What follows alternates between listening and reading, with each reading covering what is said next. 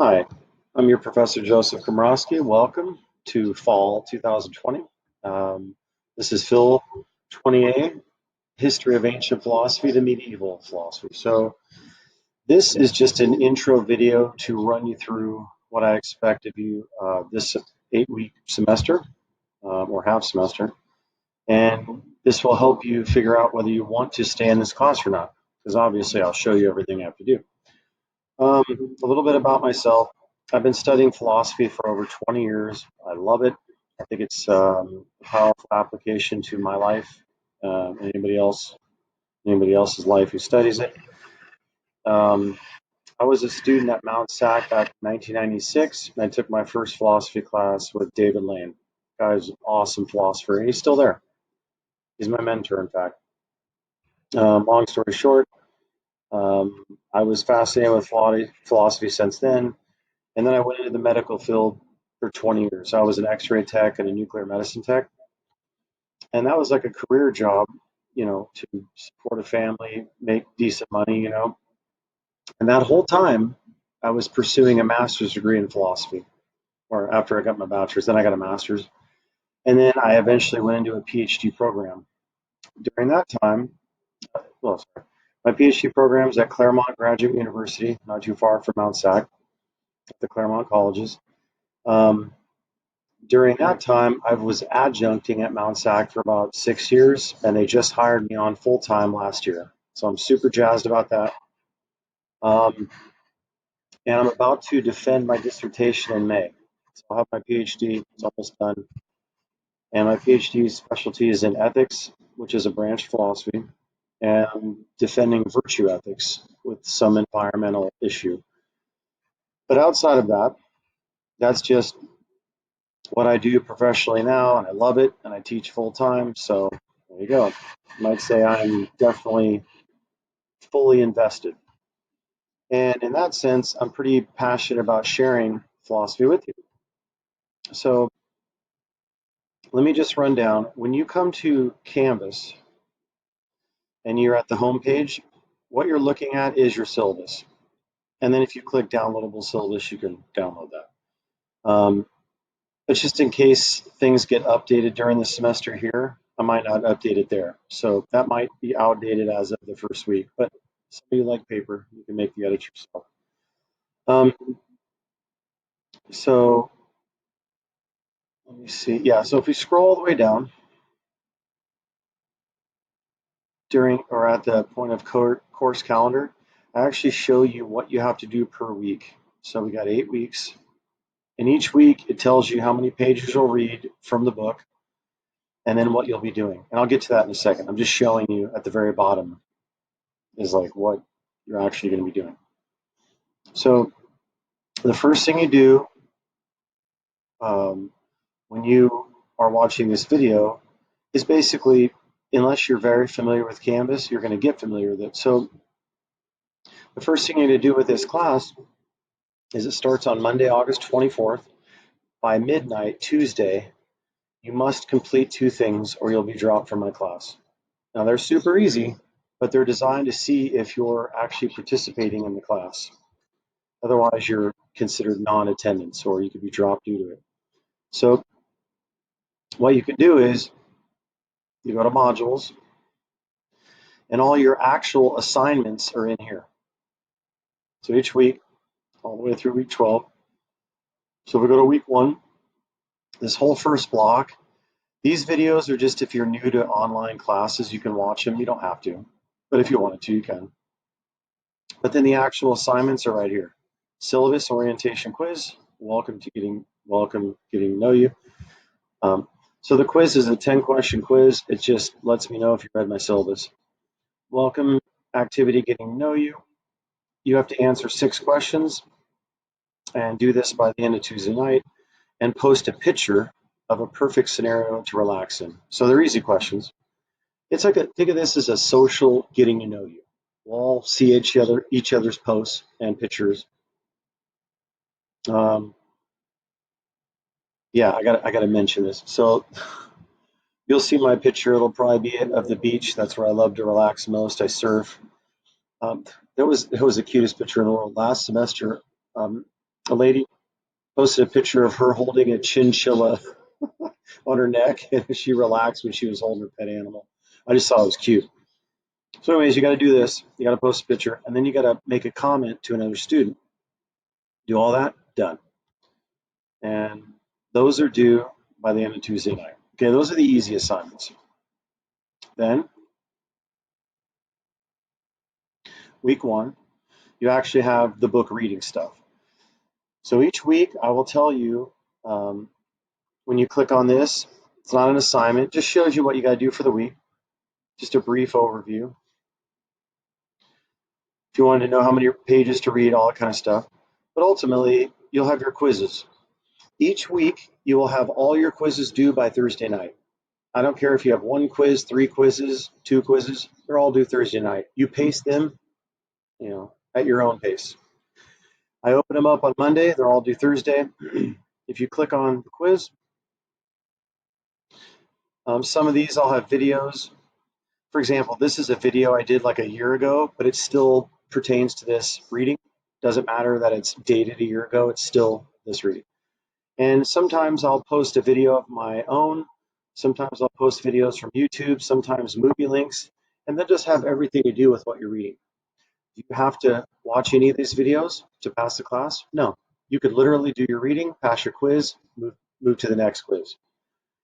The reason I post the videos here is I'm trying to illuminate the reading even farther, either by me talking about it or using YouTube video or even just really cool movies. I mean, I'm into movies and I'm into Netflix series. I mean, who isn't, right? So here I talk about a movie called Troy. It's got Brad Pitt and other awesome actors. And that movie is situated perfectly for the first chapter with Homer's Iliad. And when you do the reading and you see all these details, you're like, oh, okay, and you see these character names, and you're like, who are they? Well, if you watch a movie, you can see their names and see what they do. It's just awesome. And there's another movie. This is old school. I think it's free. Let's just check it out. Yeah, it's a free movie. I found it on YouTube. I've watched both. The other one's not free. Unless you're super lucky. I don't know. Let's see. Yeah, it's just a trailer for it. Anyways, there you go. All quizzes are due Thursday night. By Friday, 6 a.m. in the morning to 12 p.m. noon, you will have available answers. This is a typo. It says 12 a.m. It's supposed to be 6 a.m. to 12 p.m. So about 6 hours. You'll have the correct answers if you want to see them for each week. So for each week, you got your quizzes. And then you'll have a discussion question. Depending on how many chapters you have, that's how many discussion questions you have. So for example, week one, we have 2 quizzes, 2 chapters. Discussion question, I'll pick 2. One of them deals with chapter 1, the other one deals with chapter 2. You got to answer the 2. Then question number 3, do you think of yourself, do you think you're made up of physical stuff like atoms? So you got 3 questions here. And then you have to interact with another student. So you just have to answer the questions that I asked you, interact with another student. Notice right here it says no, you must respond to another student. And when you do that, you just don't say, hey, I like that, man, that's cool. You're going to tell me why. Say something deeper. Did it make you think a certain way that you hadn't thought of before? And why? Specifically, why? What did it make you think of?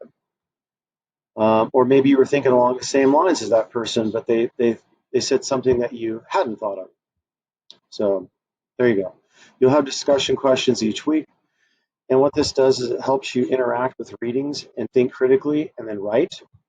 You're doing this 8 times, so you're getting you're getting your gears rolling for writing a paper. So you got to write 2 papers, and you might think the weekly discussion questions help you develop this skill. So let's go back to modules. And so like week 2, you got your objectives. I ask you like a little survey. It's not graded or anything. I just want you to tell me like what you think of the course. It's got a few questions, like 4 of them, real easy. And then for week 2, you got 3 quizzes. So we'll do Indian philosophy, the sophists. What is sophistry? Pretty fascinating. And we'll learn later that Socrates really gets pissed off thinking about the sophists and what they do, and he's totally opposed to it. I'm not going to spoil it. You'll have to wait until you read it. And then philosophy in China, and then another discussion question. And so for week 2, if we click on this, I ask you one from all 3 chapters, and then I say, "What do you think of this main question?" And I'm asking you just to pick one of them after you've answered it and just comment on it. Like, these tell me that you're doing the reading and you're giving me the answer. This tells me, like, what do you think of it?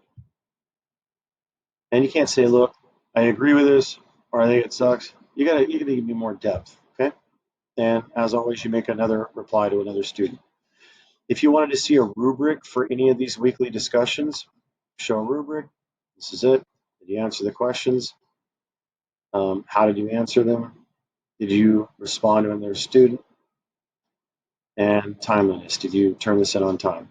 And I'm just going to click any one of these to give you your points, and that's how you're graded. Okay, so let's go to modules. In week 4, you will have a paper, and in week 8. Week 8's paper is your final exam. So that paper is your final, or your final exam is that paper. That's it. And we'll get to that later, but each of these papers has a video of me explaining how to write the paper. Okay, so click on that video, watch it, tell you exactly what to do. I even tell you how to section your paper, and there you go. And I have a rubric, so I tell you how I'm going to, grade you. So I make everything pretty clear in this class. Those are all your modules. Again, quizzes are all due Thursday. Discussion questions are due Sunday. And your papers for week 4 and your final exam for week 8, those papers are due on Saturday. All right, so let's go back to home. And all your grades, you click on grades, and you can see all the student names for this class, whatever. All your grades will populate from the quizzes automatically, okay? And they'll show up in Canvas. So my email is right here. If you have any questions, call Canvas. Or if you have any questions with Canvas, you can simply call this number. You can show them the course number that you have, and they'll dial into your course and view it as you do. That can help you with anything. These are my office hours, Monday, Wednesday, Thursday, 12 to 1. If you email me at like 11:30 at night, literally, it's extremely rare that I'm up that late. So I will be answering emails during these times. And this is something else for you to know. You know what? I'll just populate. Oh, I can't edit while I'm recording. There are no Zoom meetings that are mandatory for this class. In other words, you do not have to log on to Zoom ever. Okay? You can listen to my videos, do your quizzes, do your readings, pass the class. If, however, you want to schedule a Zoom meeting with me in advance, it's got to be during these office hours, and we can do a one-on-one for 15, 20 minutes or whatever if you're struggling with something. Otherwise, you do not need Zoom for this class, okay? There's a picture of Socrates. This is, what do you think he's drinking right there? It ain't wine, hemlock. So this is his death sentence, and we'll learn why later, why he wanted to accept the death sentence when nobody else agreed with it. Like, why would you want to die? And it turns out it's because he's badass. We'll find out later. Stay tuned for Socrates. So now some of you might be thinking, why in the hey am I taking this class? Well, I believe, and I'm going to persuade you, and I think the authors of this book will, is that the pre-Socratics, the ancient philosophers all the way to the medieval, even though they're centuries ago and they're long gone dead, what they argued for when they're investigating reality is so profound that it can apply to your life right now. Now, you may reject some of their arguments, but I guarantee you will not be able to reject all of them. So these are questions that tap into what I'm talking about, things that apply to your life right now. So here they are. What is truth? And is pursuing truth worth it? Or is bullshitting worth it? Would you rather just lie and get away with stuff, half-ass, and bullshit with people? Or do you want the solid truth and nothing but the truth, even if it hurts your feelings? What what benefit is there to asking critical questions about reality? Like, does God exist? What religion's true? Are they all true? Can they all be true at the same time? Um, you know, do aliens exist? We're talking about reality, right? There's a whole big world out there, and there's a lot of questions we could ask, and we'll find out later what kinds they are. What is the Socratic method? Some of you have heard about it, but like, what is it? Do you use it? Yeah.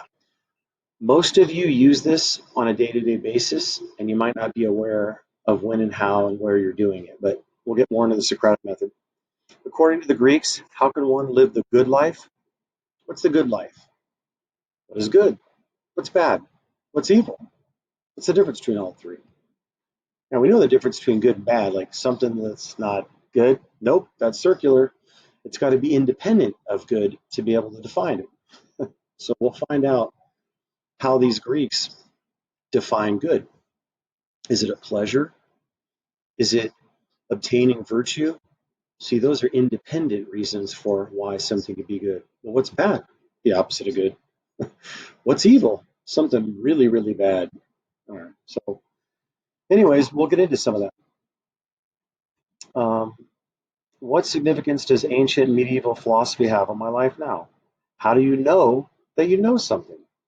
Or do you only believe it? How can you know that you know? These aren't word games either. These are very serious questions, right? Um, so, for example, one time we're at Soup Plantation, me and my daughter Chloe, and we're supposed to have people meet us outside. And we were inside Soup Plantation, and I was telling my daughter, I'm like, oh yeah, when they come, they'll see my car outside. I know it's out there. And my daughter looks at me and she goes, do you know or do you believe? I'm like, oh my gosh, really? Because she's been trained by me. And I said, well, I guess I believe my car's in the parking lot because for all we know, when we walked in and I turned my back and I'm eating at this table and I don't have my eye on my car, somebody could have stole it. And unbeknownst to me, I think it's out there, but it's not. So I have a false belief and I don't know that it's out there. In order for me to know that it's out there, I got to have my eyeballs out there looking at it so I can verify that it's out there. So that would be like the difference between knowledge and belief. Now, some of you may just have a belief about reality, thinking that you know, but you don't know. You just believe. So we'll we'll we'll split apart some words like that, and I'll show you how they matter, and the authors will too. Very fascinating stuff. Um, what is the difference between knowledge, belief, and skepticism? What is virtue, and how do you obtain this, or how does anybody attain this to make my life or your life better? Just to give you a shortcut, I'm a virtue ethicist. That's what I'm doing my dissertation in. A virtue is a mental state. It's a excellence of human character. So the more virtues that you have, the better your character. The more vices you have, the more vicious your character. So you might say your character is an impression that individuates who you are versus who I am, versus who your uncle is, your sister, your brother, your mom, whoever. You all have different characters. Think of it like a piece of wax with an imprint on it. That's your character. It's an accumulation of all the good and bad mental states that you have, or human excellences, or human deficiencies. Very fascinating. So we're always either building up our character or tearing it down. And we'll see why that's important to live a good life. But well, what is virtue and how do you get it? And we'll learn more about that when we get into Socrates. Um, what is reality, and does the existence of God play a part in how I see reality? What am I made of as a human person? Am I made of physical stuff, physical and non-physical, just non-physical? Do I even exist? Am I like in the Matrix and all that? So when I talk about physical and non-physical stuff, it's just one big joke. Literally, it's important. And here's why. When you have people being born and people dying, your view of what you and they are as human persons will depend on what you think of, as far as what you're made of. And that will map on to the ethics of end of life decisions. Do I unhook them from life support?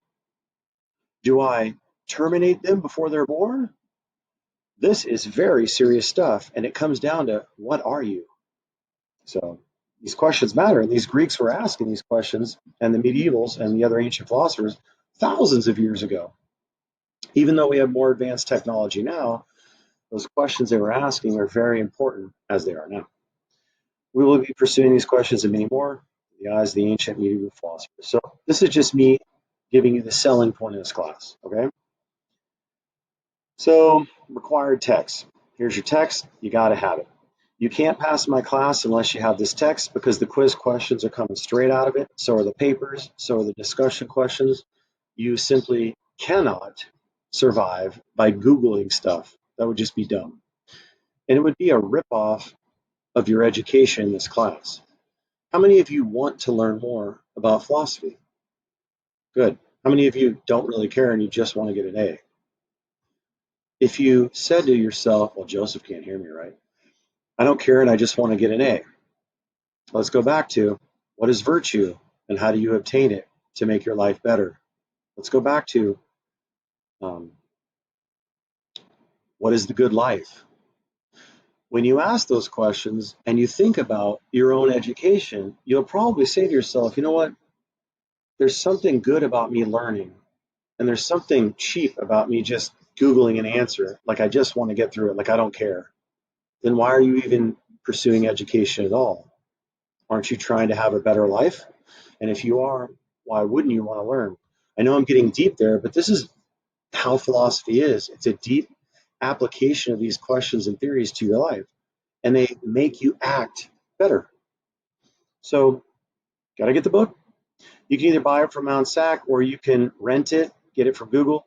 I believe renting it for the semester is like 40 to 50 bucks, pretty cheap. And you have to use the 8th edition because of the chapters that we have. So I say, do not buy the 7th edition or earlier. It will not work for this class. Okay. The reason I choose this book, it says The Great Conversation. You're going to find that philosophers from pre-Socratic all the way to now in modern times have contributed to a conversation of Western ideas. Even so, let's say like Socrates talks about the good life, right? Thousands of years ago, and then he dies.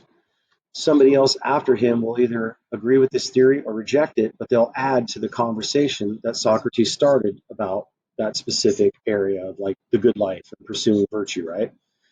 So where we are now, we're standing on the backs of thousands of years and many philosophers.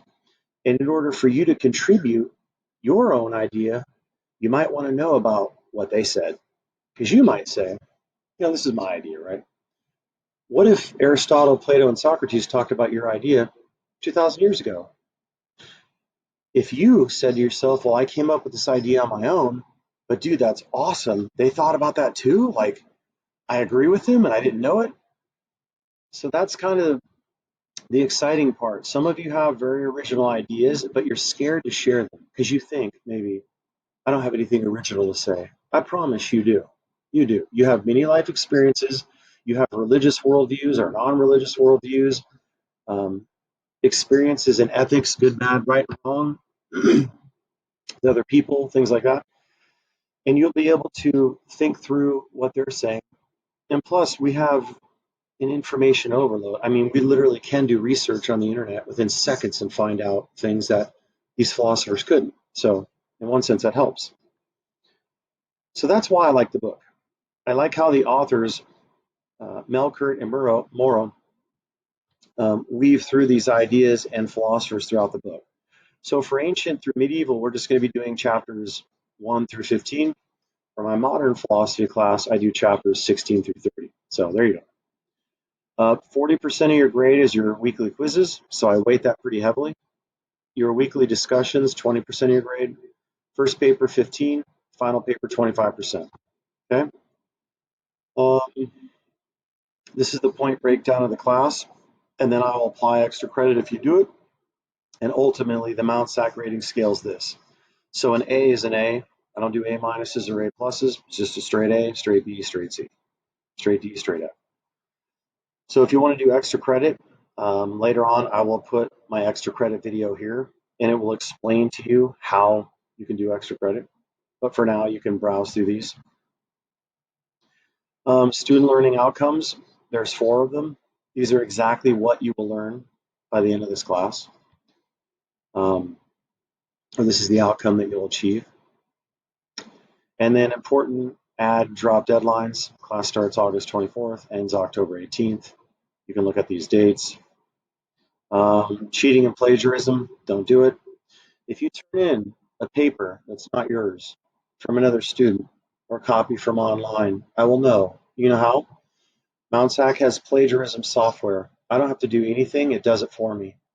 For example, let's say you wait to the last day to write your paper, you freak out, you start cut and pasting things from Google all over the place, Wikipedia, and you put it in a paper.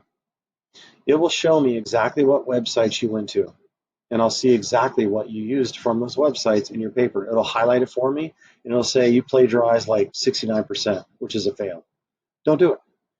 Don't turn in another person's paper from last year who took ancient philosophy. Why? You're going to love this. It will tell me that person's name, who you plagiarized from, and what class they were in. So in that sense, be original.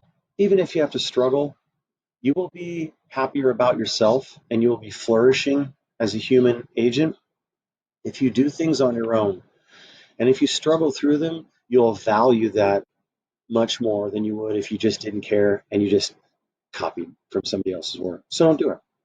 And I have the right to fail your paper instantly when you plagiarize. So one person from most of my classes every semester tries to do this. Don't do it. Don't be that person. Classroom behavior, we're not in class. You do whatever you want online, except for threaten somebody else. That's just dumb, right? I'm talking about like in the privacy of your own home. Like I don't care what you do. So this mainly applies to classrooms when we're at Mount SAC. Disability accommodations, if you have them, let me know. Library resources, the Writing Center. The Writing Center is huge. So if English is a second language for you or you struggle with grammar, take my assignment that I give you, take it to the Writing Center, tell them what your idea is of writing a paper, and say, look, I suck at grammar, I need help. And they will. They'll help you for free. You can't visit at Mount SAC right now at campus. You can email it to them, talk to them on the phone, Zoom meeting them. They will take your paper, work through it, give you notes. It's awesome. If you go to the Writing Center and you use them and you attach proof of that on a paper and you turn it in with your assignment, I will not grade your grammar. It will be 100% because I know they did. So that's kind of the bonus, right? Students every semester use that. Be that person. I'll apply this to my life. I'm a graduate student. I'm in a PhD program. I've been writing papers for 20 years. I hate writing papers, but it's part of my job, right? Some people love writing papers. They're like journalists and all this kind of stuff. I love making arguments and doing philosophy. I don't necessarily like writing, but it comes with the territory, right? So I need an editor because I'm not like the best writer in the world.